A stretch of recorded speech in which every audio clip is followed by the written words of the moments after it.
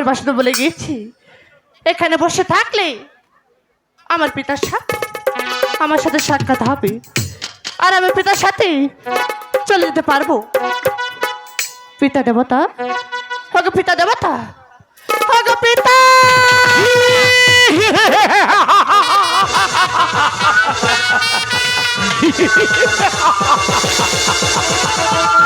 অনেক দিন হয় আমি কৈলাসনগর গমন করি না, তাই তো আজ মনে পড়েছে সেই কৈলাসের কথা। অনেক দিনকার স্থাপিত পান আমি শীতল করব সেই কৈলাস।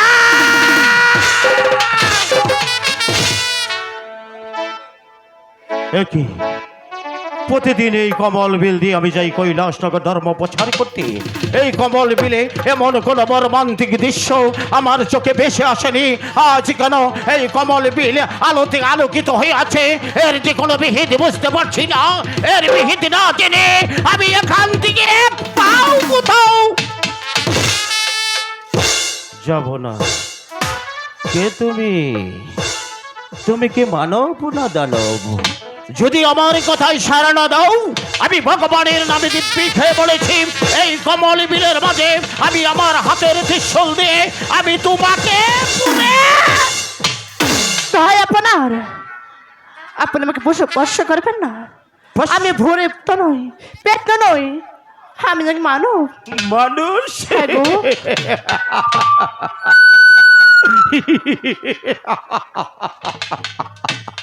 মনে মনে যা ভেবেছি তাই হয়েছে।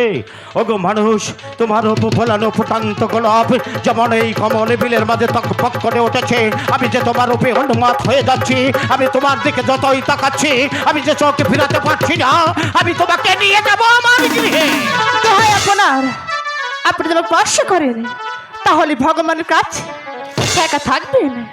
স্পর্শ করবো না, ঠিক আছে, তুমি স্বেচ্ছায় আমার পুষ্পরতে স্বর হও, আমি তোমাকে নিয়ে যাবো আমার গৃহে। না গো, আমি যে আপনার সাথে যেতে পারবো না। যেতে পারবে না? না গো। আমি কি জানতে পারি তুমি কার অপেক্ষায় তুমি এখানে বসে আছো? এখানে আমি বসে আছি, এখানে বসে থাকলে আমার পিতার সাথে আমার সাথে সাক্ষাৎ হবে, আর আমার পিতার সাথে চলে যেতে পারবো। তোমার পিতার অপেক্ষায় তুমি এখানে বসে আছো? হ্যাঁ গো। তোমার পিতার সাক্ষাৎ পেলে তুমি চলে যেতে পারবে? হ্যাঁ গো। আমি কি জানতে পারি জীবনে কোনোদিন তোমার পিতাকে দেখেছ? না গো, আমার জন্মের পরে আমার পিতাকে কখনো দেখিনি। তাহলে তোমার পিতাকে তুমি কিভাবে চিনবে? চিনতে পারবো, আমার বাসনা বলে গিয়েছে আমার পিতা দেখতে আবার লম্বা লম্বা, মাথায় আছে জট, তারপর হাতে ত্রিশূল, তারপর গলায় আছে সাপ, তারপর আর আমার পিতা নাম দেবদেব মহাদেব শিব ঠাকুর। কি দেখছি আমি আমার পিতার সাথে আপনার হুবুর মিল রয়েছে, তাহলে আপনি কার পিতা? ওগো চলো না ভাই কন্যা, তুই তোর সতীত্ব রক্ষা করার জন্য তুই আমার হাতে যা দেখেছিস, আমার পরনে যা দেখেছিস, তাই দেখে তুই আমাকে পিতা বলে স্বীকৃতি দিয়েছিস। তুই যতই ছলনা করিস না কেন, আমার হাত থেকে কেউ নেই তোকে রক্ষা। পিতা দেবতা, আমি বলছি তুই আমার সাথে চলে আয়। না গো পিতা, আপনি তো পিতা। আমি তোর পিতা হব কেন? আমার তো কিছুই মনে পড়ছে না। তোর জন্ম কিভাবে হয়েছে, কোথায় হয়েছে, তোর জন্মের পরিচয় আমার কাছে খুলে বল, তা না হলে আমি তোকে পুরে বর্ষ করে। দাঁড়ান পিতা দেবতা, জন্মের বলবো, অবশ্যই বলবো। আজ থেকে 12 বছর পূর্বে গেছিলেন কৈলাসনগর। কৈলাসনগর ধর্ম প্রচার করতে, সেখান থেকে আসার সময় পাখির মিলন দেখে আপনারা শেখ হয়। শেখ থেকে দুপুরে আশিক মানে পদ্মার পাতল পড়ে যায়। সেখান থেকে পাখির আহার করে, সে আর সহ্য করতে না পেরে আবার সে পদ্মার পাতল রেখে আসে। সেখান থেকে পাতাল পরে থেকে একটি মাত্র ডিম্বিরূপ তৈরি হয়।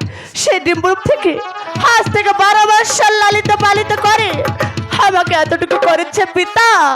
মনে পড়েছে, সব কিছুই মনে পড়েছে। মনে পড়েছে। অনেকদিন আগে আমি গিয়েছিলাম কৈলাসনগর ধর্ম প্রচার করতে। সেখান থেকে ফিরে আসার পথে আমার এক ফটাস এক মনে পড়েছিল কমল বিলের মাঝে। সেখান থেকে যদি তোর জন্ম হয়ে থাকে, তুই যে আমার ঔরসজাত সন্তান, আমি হয়েছি তোর জন্মদাতা পিতা। তাই তো তোর পিতা হয়ে আমি তোর সাথে যে খারাপ আচরণ করেছি, তার জন্য তোর হতভাগা পিতা তোর কাছে ক্ষমা প্রার্থনা না করছে। গো পিতা দেবতা, আপনি আমাকে একটু ক্ষমা চাই, আমাকে ছোট করবেন না, সব সময় আশীর্বাদ করবেন পিতা দেবতা।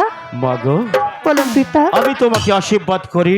আমি যেতে চেয়েছিলাম সেই কৈলাসনগর কুচুনি পাড়া, আমি যাব না সেখানে। ভগবান তোমার দিদার মিলিয়েছে, আমি তোমাকে নিয়ে যাব সেই পঞ্চপুর শহরে। তোমার মা জননী বসে আছে আমার পন্ততে।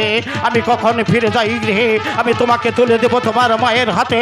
আজ থেকে এই মহাদেবের কন্যা হিসাবে লালন পালন হবে আমার গৃহে। তাই চলুন পিতা দেবতা। আপনি বন্ধন করো, ঠিক আছে, পুষ্পরতে পিতা। স্বর হও। আমি তোমাকে নিয়ে যাব সেই পঞ্চপুর শহর। ঠিক আছে, আমি তাই করছি। ও কি হা হা রা হাই গো হো হো যাহা আই রাশি বাজকা পঞ্চপুর শহরে।